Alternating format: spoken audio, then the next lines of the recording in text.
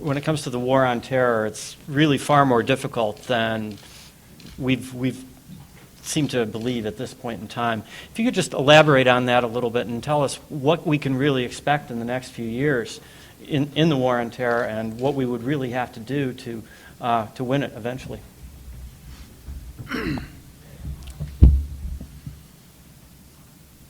I am really deeply worried.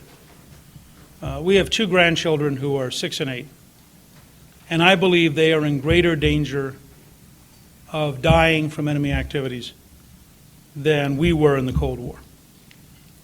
There are thousands of people across this planet who get up every morning actively seeking to destroy the United States. They are spreading their poison by sermons, by the internet, by a variety of recruiting devices. Tony Blair said it very well. The people who did the London subway bombings spoke English, were British citizens, lived in British housing, and had jobs. And had decided because of their relationships that they were engaged in a war against the very country which had given them prosperity and freedom and safety. When you see the Taliban kidnap 22 Christian South Korean missionaries who are there to help the people of Afghanistan, and nobody gets up and says this is despicable. Where in the Muslim world has there been any battle cry saying they should be released? Where has anybody gotten up to condemn? When you see a 12-year-old boy in Pakistan saw off a man's head on videotape, where is the condemnation?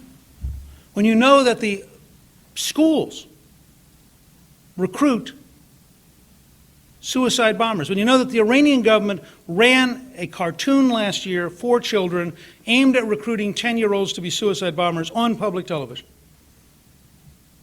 At what point do you have to say enough? When you're lectured by the Saudis about being respectful when they do not allow any Jew or any Christian to practice their religion in Saudi Arabia, and we tolerate it? When do you draw a line? Nobody in this society has yet given a speech to outline the scale of this problem in terms of senior leadership. And yet it's obvious. We haven't won in Afghanistan, and we are not currently winning. If you're not winning a guerrilla war, you're gradually losing it. We have not won in Iraq. The Israelis, despite 30 years of work, have not won in either Gaza or the West Bank. And we're sleepwalking. And we've now focused on Baghdad as though somehow we can retreat from history and find an elegant way to get out of this, and it won't have terrifying consequences. I believe we are on the edge of a precipice. The Iranians are desperately trying to build nuclear weapons, and they will use them. This is a state, I mean, look, read out what Ahmadinejad says. He writes poems about the joy of being a martyr nation. He gets to wipe out Tel Aviv. Maybe the Israelis use nuclear weapons to wipe out Tehran. He would accept that in a minute, because he believes everybody in Tehran goes to heaven and everybody in Tel Aviv doesn't. It's very hard for secular elites to understand this. Religiously driven people do things that don't calculate in nice academic faculty surroundings, and they don't calculate at the State Department, and they don't calculate in a rational way in most of our bureaucracies. We are in trouble. And somebody had better start talking about it in a blunt way. I'm going to give a speech at the American Enterprise Institute on September 10th, describing the first 6 years, and it's driven by a simple model. I finished a novel recently called Pearl Harbor. You look at the Second World War. From December 7th, 1941 to August 14th, 1945 is less than 4 years.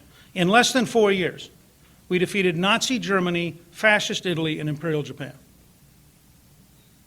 Today it takes 23 years to add a 5th runway to the Atlanta airport. We are simply not prepared today to be a serious country, and my fear is, and I gave this speech, by the way, I wrote about terrorism and nuclear weapons in a book called Window of Opportunity in 1984. I gave speeches in the 90s on this.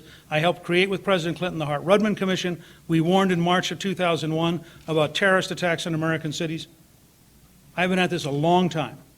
I am genuinely afraid that this political system will not react until we lose a city. And nobody in this country's thought about the threat to our civil liberties the morning after we decide it's that dangerous, and how rapidly we will impose ruthlessness on ourselves in that kind of a world. I think those of you who care about civil liberties had better be thinking through how we win this war before the casualties get so great that the American people voluntarily give up a lot of those liberties.